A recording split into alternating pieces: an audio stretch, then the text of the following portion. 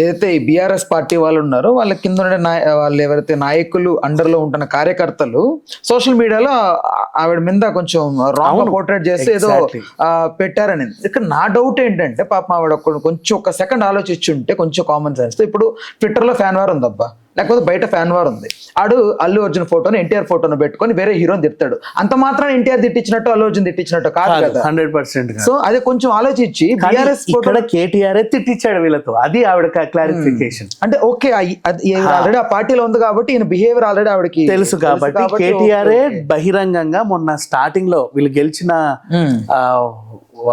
1 month 2 months టైంలో కొండా సురేఖ గారు కొన్ని ఎలిగేషన్స్ పాస్ చేస్తే, ఎలిగేషన్ కాదు ఆవిడ నిజమే చెప్పింది, కేటీఆర్ ఆమె ఎవరో ఆమె మంత్రం అంట, ఆమె ఏం మంత్రో ఆమె అని చెప్పేసి పిచ్చి పిచ్చిగా మాట్లాడాడు కొండా సురేఖ గారిని, చాలా చండాలంగా మాట్లాడాడు. అప్పుడు రేవంత్ రెడ్డి నోరు అదుపులో పెట్టుకో ఆవిడ ఒక మంత్రి అని గట్టిగా ఇచ్చాడు. తర్వాత ఈయన కూడా ఓకే అన్నాడు. మళ్ళీ అసెంబ్లీలో కూడా ఒకసారి డైరెక్ట్ గా రేవంత్ అన్నాడు, నీ వయసు ఎంత ఆయన వయసు ఎంత, నీ హోదా ఏంటి ఆయన హోదా ఏంటి అని చెప్పి స్పీకర్ గట్టిగా మొట్టికాయలు వేస్తే సర్లే సారీ అన్నాడు. ఆయనకి ఇవన్నీ అలవాటే కాబట్టి ఆవిడ అంత ఇదిగా అనేది. ఈయన దగ్గర ఉండి ఆవిడ మీద ట్రోల్ చేయించాడు. రకుల్ ప్రీత్ సింగ్ ఎందుకు వచ్చింది మళ్ళీ? ఆవిడ ఇదే పేరు ప్రస్తావిస్తా, గతంలోనూ వచ్చింది కదా కేటీఆర్ మీద ఎలిగేషన్స్ వచ్చాయి, రకుల్ ప్రీత్ సింగ్ అన్నారు ఈ మధ్య కాలంలోనే 2 నెలల ముందు ఎగ్జాక్ట్ గా ఎంగేజ్మెంట్ జరిగిన టైంలోనే. సో అప్పుడు ఆవిడ మైండ్ లో పెట్టుకొని ఒక్కసారిగా వదిలేసింది. ఈయన గురించి ఆవిడ హోంవర్క్ చేసి బయట పెట్టింది అబ్బా, సింపుల్ గా చెప్పాలంటే. కానీ ఈయన మీద చేసిన హోంవర్క్ కరెక్టే, వాళ్ళ వ్యక్తిగత జీవితాల్లో ఏం జరిగింది అనేది అబద్ధం. ఇప్పుడు ఎలాగో ఈ టాపిక్ వచ్చింది కాబట్టి సమంత నాగచైతన్య ఇంతకెందుకు విడిపోయారో కూడా క్లారిఫికేషన్ ఇచ్చుకుంటే అందరికి డీటెయిల్ గా ఉంటుంది. ఇక్కడ ఎవరు చేయమన్నంత ఇట్లా లేదు, అసలు ఎవరి ప్రమేయం లేదు దీంట్లో, వాళ్ళిద్దరి మధ్యలోనే జరిగింది. ఏంటంటే చిన్న చిన్న విషయాలలో మనస్పర్ధలు వచ్చాయి వాళ్ళిద్దరికి మాత్రమే. ఆ విషయాన్ని సమంతే మనకి ఖుషి సినిమా రూపంలో చెప్పేసింది. ఏమన్నా అంటే వెంటనే మాట్లాడకపోతే చిన్న గొడవ వచ్చినా సరే లోపలికి వెళ్ళి మొహం మీద తలపేసుకోవడం, లోపలికి వెళ్ళి మొహం మీద తలపేసి అటా అనుకోవడం, ఇలాంటివన్నీ వీళ్ళిద్దరి మధ్యలో జరిగాయి. సో సమంత ఖుషి సినిమా ద్వారా ఏం చెప్పింది, గొడవలు వస్తాయి, గొడవలు అందరి మధ్యలోనూ వస్తాయి, వచ్చిన ప్రతిసారి అంతకంతకు మనం స్ట్రాంగ్ అవ్వాలి, కానీ చిపో అనుకుంటే దూరమే పెరుగుద్ది. నెక్స్ట్ ఇంకొకటి బాగా గుర్తుపెట్టుకో, ఎవరికైనా ఏదైనా కష్టం వస్తే దేవుడికి చెప్పుకుంటారు. నేను ఆ దేవుడినే వదిలేసి నీ దగ్గరికి వచ్చా, నువ్వు కూడా పొమ్మంటే నేను ఎక్కడికి వెళ్ళాలి అని సమంత క్వశ్చన్. అక్కడ విజయ్ దేవరకొండ కేసింది, బట్ తన మనసులో అన్నమాట ఇండైరెక్ట్ గా అలా చెప్పింది. ఓవరాల్ గా చెప్పాలంటే అక్కడ కూడా ఆవిడ వీళ్ళ సంప్రదాయం ప్రకారం పెళ్లి జరిగింది, అక్కడ కూడా పెళ్లి జరిగింది. సబ్జెక్ట్ ఇంటర్ఫియరెన్స్ ఉందంటావా? ఎగ్జాక్ట్లీ. కానీ అక్కడ వదిలేసి ఈవిడ హిందూ కోడలు అయిపోయింది. ఇక్కడికి వచ్చిన తర్వాత ఆధ్యాత్మికం బాగా పెంచుకొని తిరుమల కొండెక్కుతుంది. అసలు ఇప్పుడులే పెళ్లి తర్వాత, కానీ పెళ్లి ముందు కూడా ఉంది.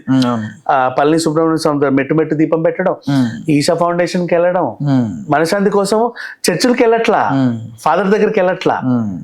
అంటే ఇక్కడ దేవుళ్ళకే వెళ్తుంది. ఇప్పుడు నువ్వు విడాకులు ఇచ్చిన తర్వాత నీకేంటి అవసరం హిందుత్వంతో?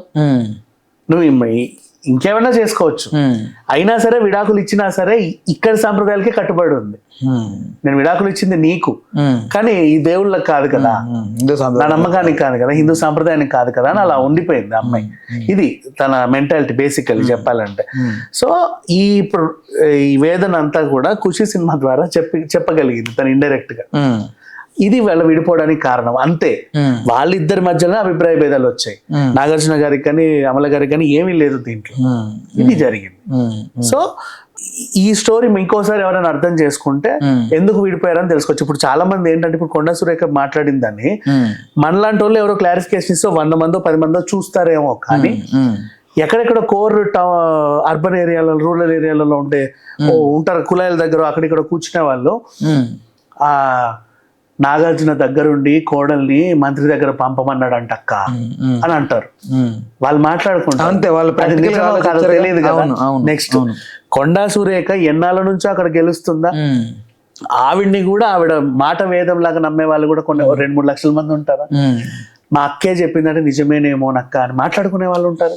అరుగుల మీద కూర్చొని ఆ వైన్ షాప్ వెనకాల కూర్చొని నాగచైతన్య అంటే సమంతని కేటీఆర్ దగ్గర పొమ్మన్నాడు అంటారా, అందుకే విడాకులు ఇచ్చింది. ఇలా మాట్లాడుకుంటారు చాలా సింపుల్ గా. ఆవిడ కూడా అంత నీట్ గా అనర్గళంగా చెప్పింది, అదే ఇండైరెక్ట్ గా కూడా చెప్పాలా, డైరెక్ట్ అనేసింది. ఇప్పుడు ఆవిడ బయటకు వచ్చి నేను అనింది తప్పు, నేను కావాలనే ఎలిగేషన్ వేసానని అనదు.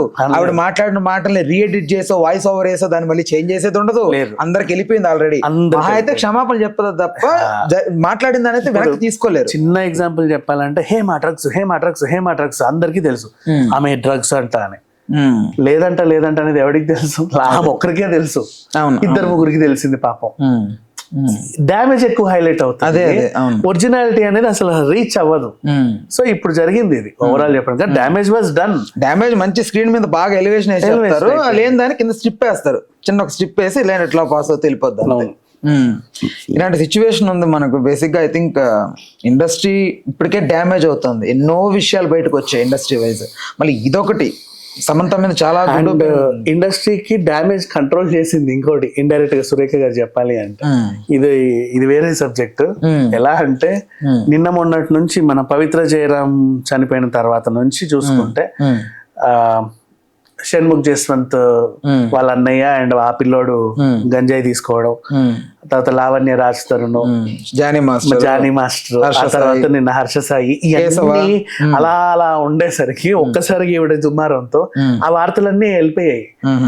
అసలు ఏం అర్థం కావట్లా, అసలు నిజంగా అవి జరిగాయి లేదా వాటి మీద దృష్టి చాలా తక్కువ పెడుతున్నారు, ఇది ఎక్కువ హైలైట్ అయిపోయింది. అండ్ ఇండస్ట్రీ వాళ్ళు కూడా అందరు స్పందించేశారు దీని గురించి. ఇది ఇండైరెక్ట్ గా రేవంత్ రెడ్డి గారికి నచ్చల. ఎందుకంటే ఆవిడ మంత్రి సురేఖకి మన సపోర్ట్ అని కాదు. నేను మొన్న గద్దరవాడ్ల గురించి మాట్లాడుతూ అందరు ఇట్లున్నారు, ఒక చిన్న ఇష్యూ రాగానే అందరు స్పందించేస్తున్నారు. అంటే మీలో స్పందించే గుణం ఉంది కానీ స్పందించట్లేదు. అంటే మొన్న నాకు ఎందుకు స్పందించినప్పుడు మీ సంగతి చెప్తాను, ఇప్పుడు ఆయన కొంచెం గుర్రుగా ఉన్నాడు. అంటే ఏదో ఒక ఇష్యూ అయితే కానీ మీరు అందరూ వస్తున్నారు. ఆ గద్దరవాడ్స్ గురించి మీరు ఎవరు కావాలనో వద్దనో చెప్పొచ్చు కదా, వద్దంటే వద్దని చెప్పండి, ఇంకో నిర్ణయం తీసుకుంటున్నాం, తప్పే ఉంది.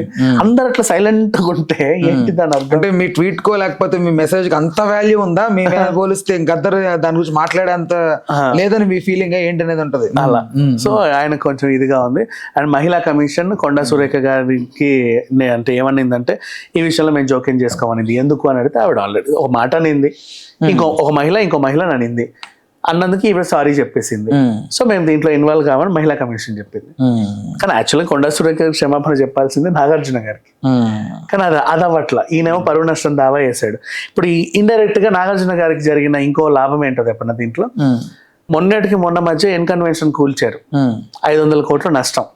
ఇప్పుడు ఈవిడ టంగ్ స్లిప్ వల్ల ఈయన 1000 కోట్ల పరువు నష్టం దావేయచ్చు, డబుల్ లాగొచ్చు అదే ప్రభుత్వం నుంచి అనుకుంటే, ఇన్ కేస్ దాంట్లో అథెంటిసిటీ చూసి. కానీ నిజంగా నాగార్జున గారికి హార్ట్ఫుల్ గా నాకు, ఎందుకంటే అంత నష్టం జరిగిన విత్ ఇన్ షార్ట్ టర్మ్ లో బిగ్ బాస్ స్టార్ట్ అయినప్పుడు ఎక్కడ చిరునవ్వు, రోజులే అంతే చిరునవ్వులు ఎక్కడ మిస్ అవ్వకుండా ఆయన అంత ఏం జరగనట్లుగా వచ్చి అంత భారాన్ని ఎలా మోస్తున్నారు. ఇప్పుడు మళ్ళీ ఇంత పెద్ద ఇష్యూ జరిగినా కూడా రేపు మళ్ళీ హోస్ట్ చేస్తాడు ఆయన, అదే కదా, నవ్వుతూ చేస్తాడు. అసలు అంత మెచ్యూర్ గా అంత గ్రేట్ఫుల్ మంచి హార్ట్ ఉన్న వ్యక్తి అని అయితే నాకు అనిపించింది. సో చూడాలి, మొత్తానికైతే చాలా లాస్ అయితే జరుగుతోంది వీళ్ళకి. ఓవరాల్ గా ఎట్లా ఎండ్ అవుతుంది అనుకుంటున్నారు దీన్ని? ఎండ్ అనేది ఏం లేదు, ఇంకా డ్యామేజ్ బాగా జరిగిపోతున్నాయి. ఇప్పుడు డ్యామేజ్ ఎప్పుడు జరుగుతూనే ఉంటది.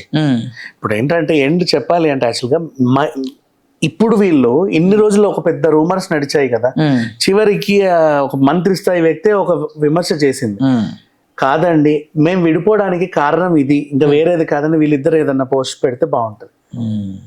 అది కూడా ఒక బాధ్యతే. సమంత వైపు అయినా సరే, నాగచైతన్య వైపు అయినా సరే, పలానా చోట మాకు గొడవ అయింది, అది ఇక్కడికి వచ్చేసరికి పెరిగింది, ఆ తర్వాత మేము అప్పటి నుంచే మాట్లాడుకోవద్దని డిసైడ్ అయ్యాము, అప్పటి నుంచి 1 year కి అప్లై చేసాము, విడాకులు వచ్చేసాయి, మీకు ప్రకటించేసాం అని చెబితే బాగుండేది. నిజం చెప్పిన నంబర్ తెలుసా?